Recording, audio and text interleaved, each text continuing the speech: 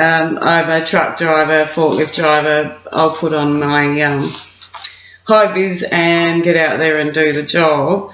I was lucky enough to take part in the C Leaders participation program, and what a fantastic opportunity that was. It was just a bunch of guys like you guys are here. We got together, and Meredith Turnbull took us on a little adventure of leadership discovery, I would say, and learning really how to lead from who we are and what's in our heart as women. We can utilise that to go out into our workplaces and work environments and make a difference. We heard from some really good ladies that come on. Alex Thomas for Plant a Seed for Safety, Alex Tucker, she was quite a master skipper in the industry. She's now a mummy. Karen, obviously, we heard from you, Karen Holder, and Veronica Papacosta, which was really good to have those girls. So a few things. Alex Thomas said, be self-aware, be effective, be yourself, and align with your values. Ask incredible questions and resist the urge to man up. And that was pretty cool for me, because I always man up, and that's just like, no, be your heartfelt self. So I really gave that Alex Thomas a real good thumbs up for that. Karen said, advent of self-awareness. It can be confronting, but the journey, you know, is linear or not linear. So enjoy that ride as you go. Alex Tucker did broach on mental health a little bit. She really, because she's mans up a little bit, so it went the opposite from what Alex Thomas said. But she said you need to take the blame. So if something goes wrong in your team, then stand up and say, okay, we've got this. I'll take it on my shoulders and let's see what we can do to fix it. Veronica Papacosta said some really good things. There's no simple formula. Leadership requires you to intervene. And if you don't intervene, who's going to? So, you know, is it worth it to let it go? And we need to make sure that we stand up there and intervene into these discussions and things that aren't quite right. Have strategic partnerships. Understand the landscape that you're in.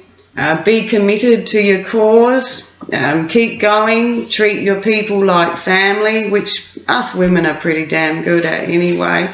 And work with them. And one of the big things she said is hire slowly, but fire quickly. So if there's a bad nut in your system, then, you know, let's either you can help them mental healthily, or if they're really destructive, then we need to move on for somewhere else. Meredith Turnbull was amazing.